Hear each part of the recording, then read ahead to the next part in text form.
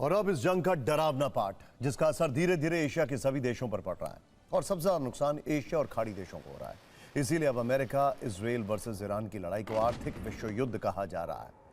जब से ईरान ने दुनिया की तेल वाली नस दबाई है, तमाम देशों की मुश्किलें बढ़ती जा रही हैं। फ्यूल और ऊर्जा के बढ़ते संकट की वजह से बांग्लादेश में कई सार्वजनिक और निजी विश्वविद्यालय बंद कर दिए गए।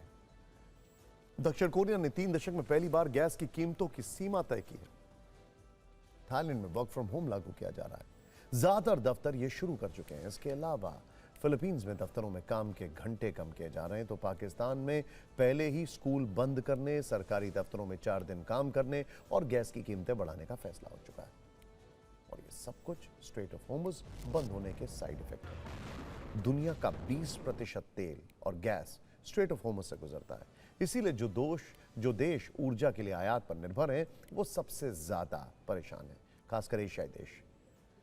क्राइसिस की तस्वीरें भारत से भी लगातार सामने आ रही हैं, लेकिन दुनिया में जिन देशों को ये जंग सबसे ज्यादा महंगी पड़ रही है और इसका असर उन देशों पर लंबे वक्त तक दिखेगा, वो है गल्फ कंट्रीज यानी कि खाड़ी देश।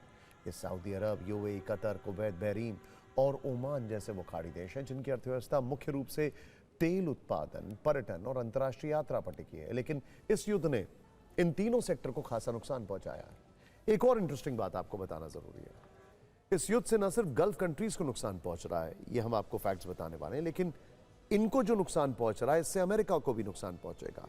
पेट्रो डॉलर्स को नुकसान पहुंचेगा, यानी कि इनके पास डॉलर्स आते हैं पेट्रोल बेचने के बाद और ये डॉलर्स अमेरिका में इन्वेस्ट करते हैं। लेकिन अगर इनके पास डॉलर्स ही नहीं आएंगे तो फिर ये इन्वेस्ट क्या करेंगे और अमेरिका की इकोनॉमी को क्या होगा? पेट्रो डॉलर्स को नुकसान पहुंच रहा है। एक्सपर्ट्स के अनुसार अगर यह जंग अप्रैल तक भी चल गई तो कतर, कुवैत की अर्थव्यवस्था में 14% की गिरावट आ सकती है। यूएई की इकोनॉमी 5% तक गिर सकती है। सऊदी अरब को भी 3% का नुकसान होगा और सभी खाड़ी देशों की अर्थव्यवस्था में करीब 10 से 15% तक की गिरावट आ जाएगी, क्योंकि तेल के साथ पर्यटन भी लगभग ठप हो चुका है। खाड़ी देशों की जीडीपी में करीब 11% हिस्सा पर्यटन का होता है, लेकिन पर्यटकों की कमी से इन देशों को रोज $600 मिलियन का नुकसान हो रहा है। रियल एस्टेट सेक्टर एक और सेक्टर है जो गड्ढे में घुस गया है मिडिल ईस्ट में। खैर, अर्थव्यवस्था को लगने वाले झटकों का सिलसिला थमने का नाम नहीं ले रहा है। लगातार ये 5वां या 6ठा साल है जब दुनिया किसी न किसी वजह से इकोनॉमिक क्राइसिस में है। इसकी शुरुआत वर्ष 2020 में हुई, जब कोरोना वायरस से इकोनॉमिक चोट का असर दिखा था। फिर वर्ष 2022 में रूस और यूक्रेन के बीच युद्ध हो गया, जो आज तक खत्म नहीं हुआ है। इन झटकों से जैसे तैसे दुनिया उबर रही थी कि ट्रंप अमेरिका के राष्ट्रपति बन गए और उन्होंने टैरिफ वाला टॉर्चर शुरू कर दिया। और अब ये चल ही रहा था कि ईरान और इजराइल के बीच ये जंग शुरू हो गई है, अगेन कर्टसी अमेरिका, और अब ये थमती नहीं दिखाई दे रही है। इसी वजह से दुनिया के कई देशों पर आर्थिक मिसाइलें गिरनी शुरू हो चुकी हैं। हालांकि इस संकट के समय ईरान का तेल आसानी से होर्मुज़ से पास हो रहा है, जबकि अन्य देशों के तेल टैंकरों को रोका जा रहा है। एक रिपोर्ट के अनुसार ईरान रोजाना तेल बेचकर $14 करोड़ से ज्यादा कमा रहा है। इस युद्ध की वजह से रूस की भी झोली भर रही है, जो संकट के समय में अपना तेल बेचकर भारी कमाई कर रहा है। इंटरेस्टिंग बात क्या है, रशिया का जो क्रूड ऑयल है वो इस वक्त अपने पीक पर जा चुका है इन टर्म्स ऑफ प्राइसिंग। खैर, इसके लिए ट्रंप ने भी सभी देशों को रूस के तेल खरीदने की इजाजत दे दी है। अब यह संकट कुछ और दिन चलता रहा तो एशिया के देश और खासकर खाड़ी देशों का दर्द बढ़ने वाला है। ये रील देखें आप।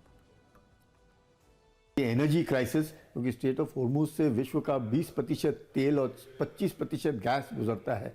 इतना ही नहीं, भारत के ऊपर तो जो तकरीबन 1 करोड़ लोग जो खाड़ी के देशों में रहते हैं, वो अगर वापस भारत आ जाते हैं तो उनके रेमिटेंसेस जो हैं, जो जिस प्रकार से बिलियंस ऑफ डॉलर्स का जो रेमिटेंसेस होता था वहाँ से, उसके ऊपर ज़रूर परेशानी होगी। ये जो है धीरे धीरे संकट जो है सिर्फ भारत ही नहीं, पूरे विश्व भर में और ख़ासकर एशिया में, क्योंकि अगर आप देखें जापान जो है तकरीबन 85% इसको यहाँ से तेल जाता है, उसके ऊपर निर्भर है। चीन 80% से ज़्यादा निर्भर है।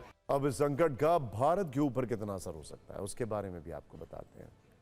आपको बता दें कि भारत अपनी जरूरत का 88 से 90% कच्चा तेल आयात करता है, यानी दूसरे देशों से लेता है। इसमें भी करीब 50% कच्चे तेल के लिए भारत स्ट्रेट ऑफ होर्मुज़ पर निर्भर है, जो फिलहाल बंद है। हालांकि ईरान ने इसमें भारत को थोड़ा दोस्ती वाला डिस्काउंट जरूर दिया। कच्चे तेल के साथ भारत अपनी जरूरत की 66% एलपीजी यानी लिक्विड पेट्रोलियम गैस सऊदी अरब, कतर, कुवैत और यूएई देशों से खरीदता है, जो इस वक्त युद्ध की आग में जल रहे हैं। जबकि 50% LNG liquefied natural gas Qatar, UAE और अमेरिका जैसे देशों से लेता है। आंकड़ों के अनुसार भारत में 31.3 मिलियन मेट्रिक टन एलपीजी की खपत होती है। इसमें 87% एलपीजी का इस्तेमाल घरों में होता है, जबकि 13% का इस्तेमाल कमर्शियल होता है।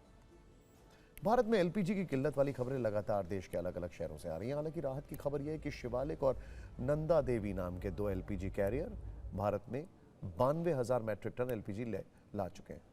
लेकिन क्या इससे संकट खत्म होगा? देखते हैं।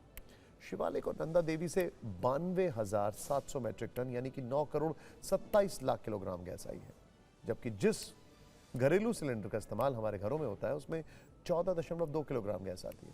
इस गणित पर गौर करें तो 9 करोड़ 27 लाख किलो गैस से 65 लाख से ज्यादा सिलेंडर भरे जा सकते हैं।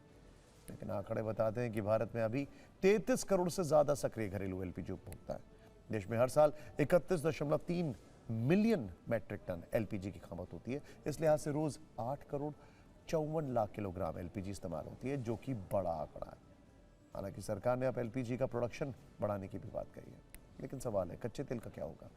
भारत जरूरत का 88 से 90% कच्चा तेल बाहर से मंगाता है, जिसका सबसे बड़ा सोर्स स्ट्रेट ऑफ होर्मुज था।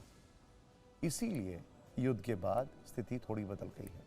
इस स्थिति में रिपोर्ट्स के अनुसार वर्तमान में रूस भारत का बड़ा आपूर्तिकर्ता है। मार्च 2026 के अनुसार भारत ने रूस से आयात बढ़ाकर 1.5 मिलियन बैरल प्रतिदिन कर दिया है, जो फरवरी में 1.04 मिलियन था। इसके अलावा सऊदी अरब और इराक से भी कच्चा तेल आ रहा है। खबर है कि सऊदी अरब ने कच्चे तेल की सप्लाई बनाए रखने के लिए नया रास्ता बनाया है, जिससे भारत को ऊर्जा आपूर्ति जारी रखने में मदद मिल रही है। संकट को देखते हुए सऊदी ने तेल निर्यात के लिए लाल सागर रूट का इस्तेमाल शुरू कर दिया है, जिससे कई टैंकर तेल भरकर भारत के बंदरगाहों की ओर रवाना हो चुके हैं।